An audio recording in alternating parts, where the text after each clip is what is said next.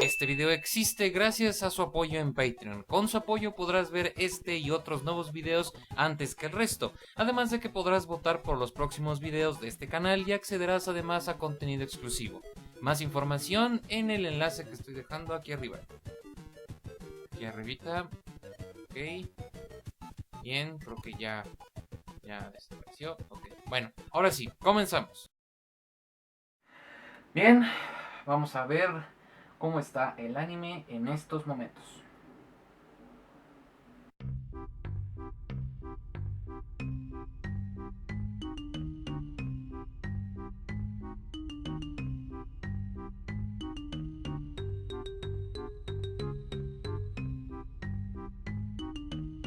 Pendiente para reseña.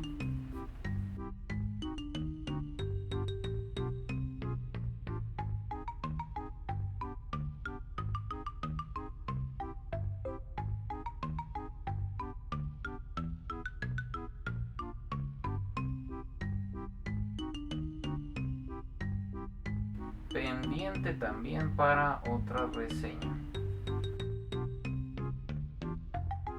A ver, ¿no se parece al otro que leí hace rato? La waifu del año ahí está. Tengo que apuntarlo a la lista.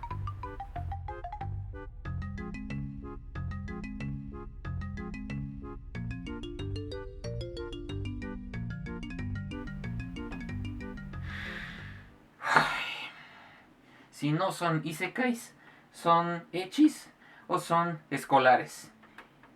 Y en el último de los casos, las tres juntas. Parece que con cada año se hacen como más de 100 animes por año. Y normalmente lo grande, lo bueno, pues abunda en grandes cantidades. Pero parece que de un tiempo para acá la chatarra se ha vuelto lo más abundante. Lo más genérico abunda en esa selva. Y pues deja lo bueno casi casi hecho a un lado. ¿Dónde están los animes geniales? ¿Dónde están esas historias que hacían al anime hace años bastante épico, que lo hacían referente mundial? Animes como, por ejemplo, Jojo Senki.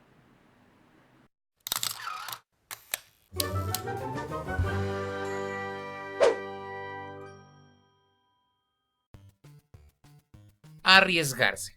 Esa palabra que utilizan mucho los motivadores personales o la gente que casi no piensa las cosas antes de cometer una estupidez, es también la palabra que define a los trabajos del entretenimiento que marcaron alguna etapa de nuestras vidas. Si nos vamos al terreno de la televisión, es bien sabido que las ideas y conceptos que se arriesgan se han convertido en mínimo clásicos de culto, y si ahora nos vamos al terreno del anime, es claro que muchas producciones hechas durante el siglo pasado fueron producciones arriesgadas que claramente iban en contra de lo que en Occidente se pensaba en ese tiempo en el cómo y para quiénes estaban dirigidas estas producciones animadas.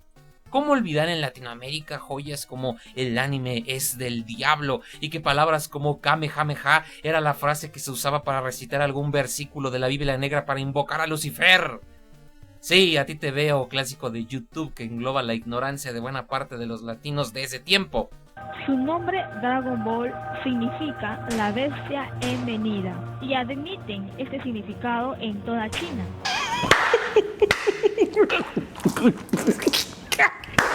Aun con todo y restricciones, muchas de estas producciones fueron la inspiración para grandes directores de cine, por ejemplo, de alto calibre, como Quentin Tarantino o Guillermo del Toro.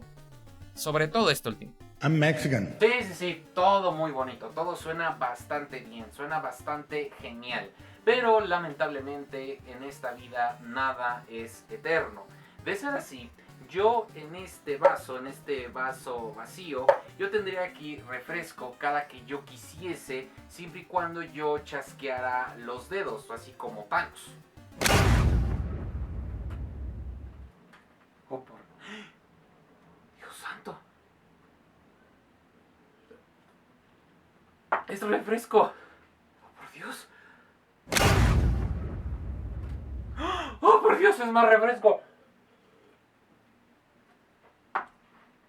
A ver, hagamos algo más interesante. Quiero una PC de última generación.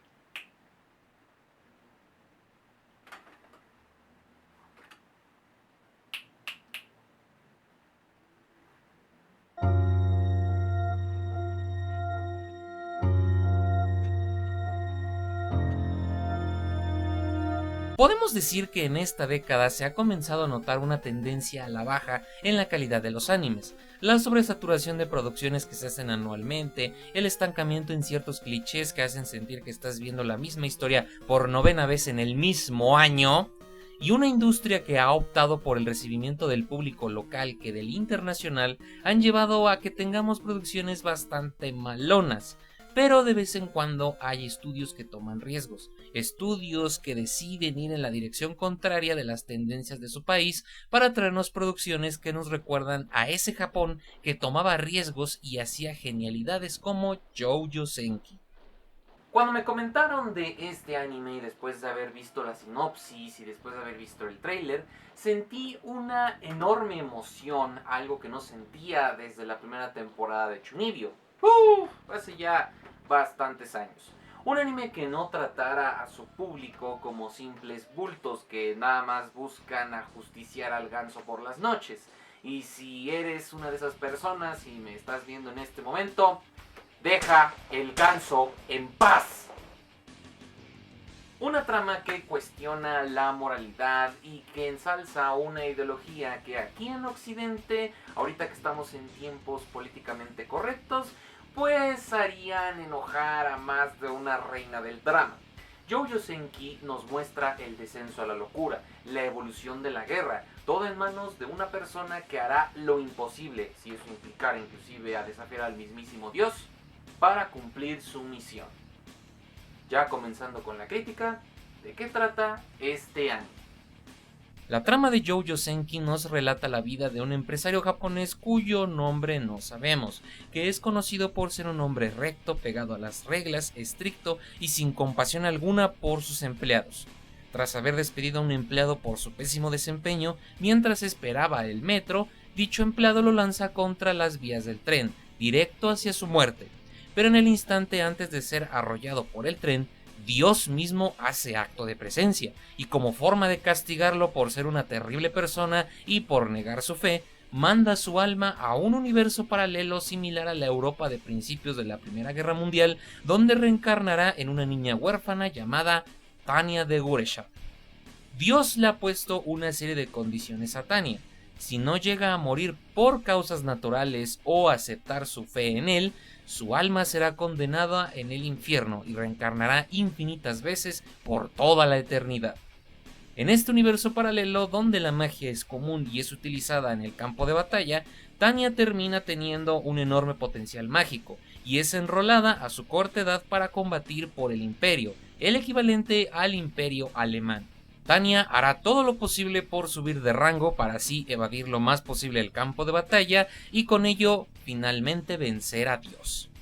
La premisa es bastante genial. Este anime es del género Isekai, un género que hay que decirlo y seguramente ya con oír el nombre de este género ya saben que este género se ha bastardizado un montonal de veces, que ya parecen la misma historia repetida pero en otro entorno y con personajes ligeramente diferentes. ¡Ya me tienes hasta la madre! Pero el trasfondo que le dan en este caso a Tanya y su vida pasada, sin mencionar la cuestión filosófica y el perfil sociopático que tiene, sumado a un entorno militar, hacen de este anime una experiencia bastante épica. Vemos desde el primer episodio cómo la inteligencia de Tanya va derribando los tabúes e ideas que sus superiores y futuros subordinados tienen sobre ella, utilizando su experiencia y conocimientos de la vida pasada para crear una división de ataque que irá lentamente transformando el escenario de la guerra, de una simple guerra de trincheras como la Primera Guerra Mundial de nuestra línea del tiempo, a la Blitzkrieg de la Segunda Guerra Mundial de nuestra línea del tiempo también.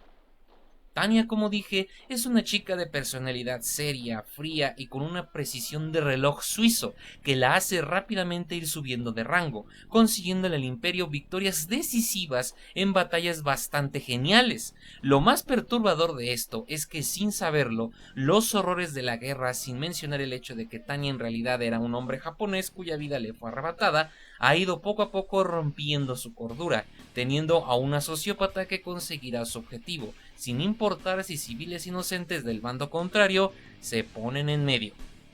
De hecho, sí hay una escena donde literalmente dejan claro que ella no le importa lo que hagan los civiles del bando contrario.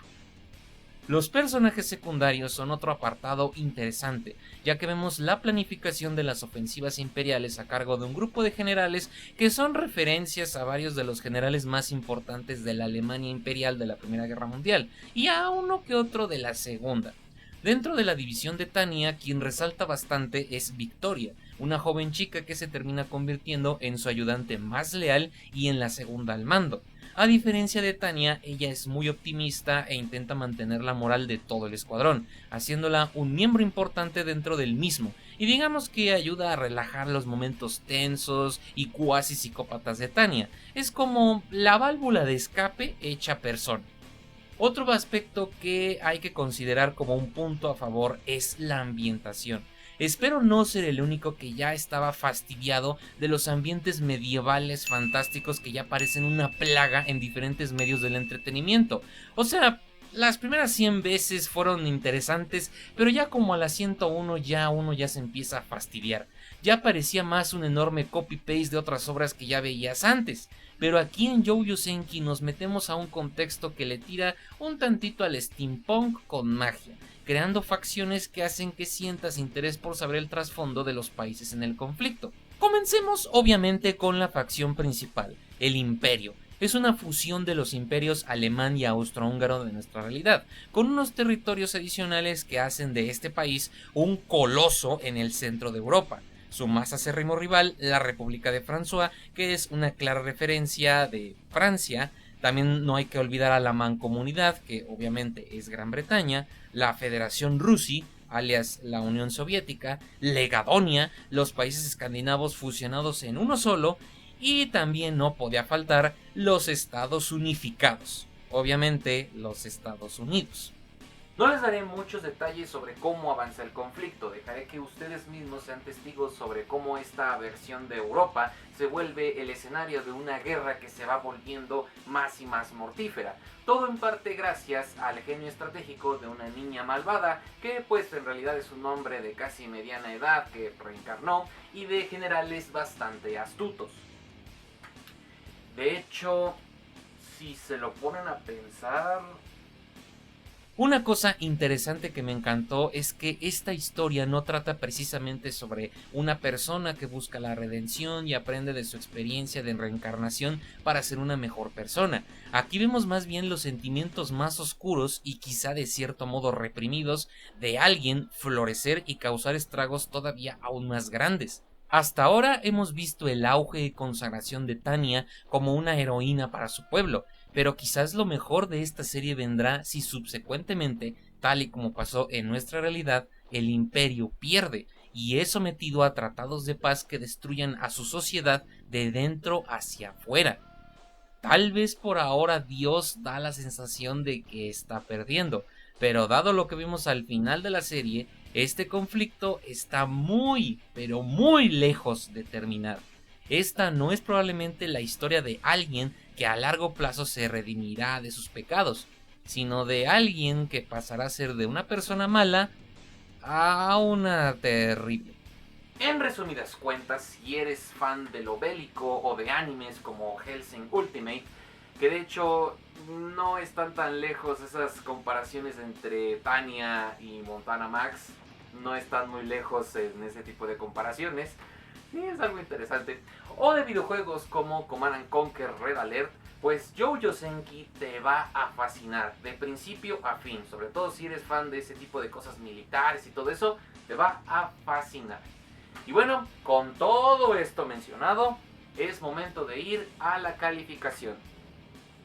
Que si de hecho ya me siguen en mi página de Facebook, hace tiempo subí la calificación, así que si ya la vieron, pues seguramente ya sabrán a dónde va esta.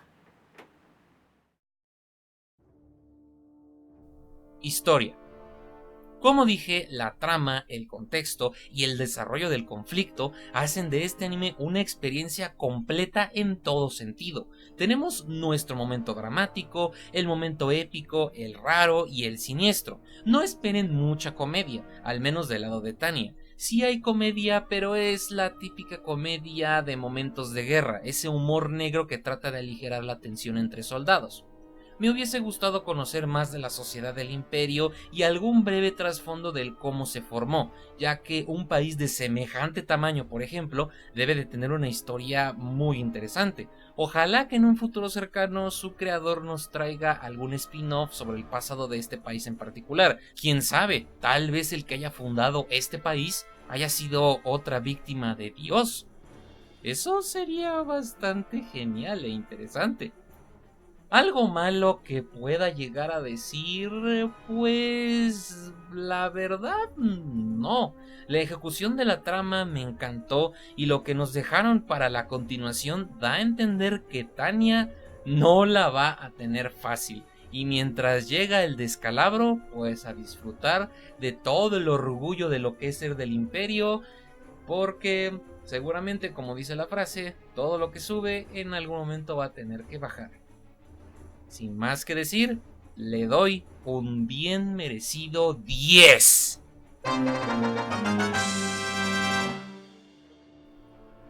Personajes.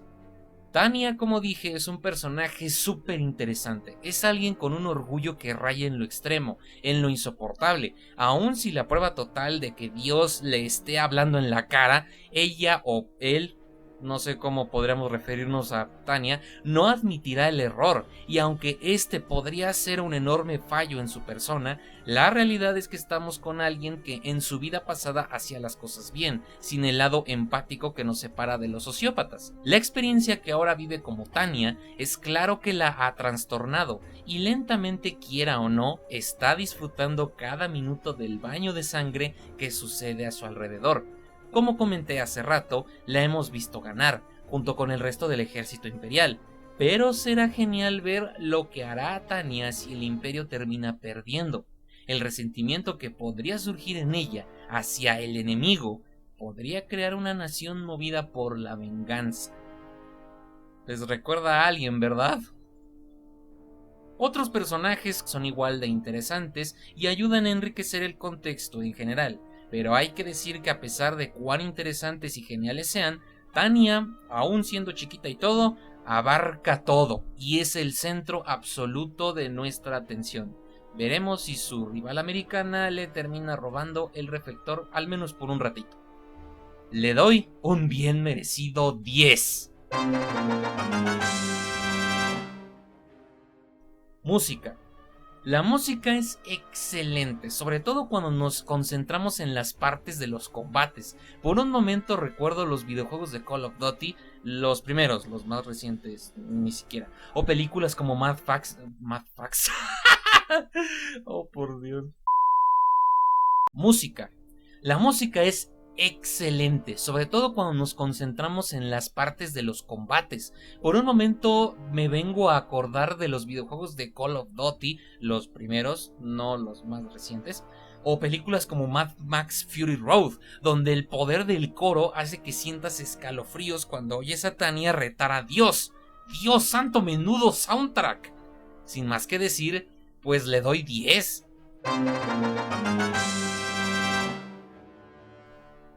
Opening y ending. Chuladita de opening y ending. Sobre todo el ending, que utiliza imágenes de la novela ligera. Es una cosa hermosa, preciosa, épica, genial el ending. Por un momento recuerdas la legendaria canción de Hell March de los videojuegos de Red Alert. Así de chingón. Le doy 10.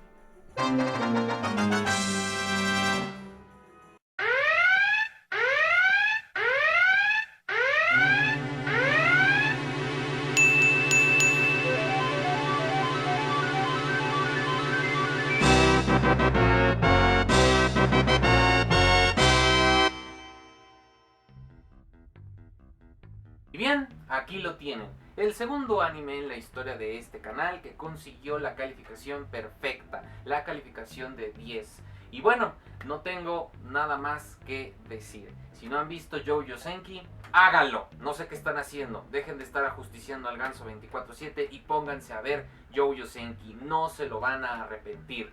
Esta no es la típica historia de alguien con ideales cuestionables, pero que luego se redime y se vuelve amigo de todos y todo acaba en un final feliz. No, nada de ese tipo de cosas. Esta es la historia del descenso a la locura de un hombre que por castigo divino nos hará comprobar que no importa en qué universo estemos, no importa qué tipo de tecnología usemos, citando a los videojuegos de Fallout. War never changes. Y bien, ya con todo esto que mencionamos, ya con todo esto que le eché de flores a este anime, queda solamente una pregunta. ¿Qué tal estuvo la continuación? ¿Qué tal estuvo esta película que hicieron sobre este anime? ¿Lo habrán hecho bien?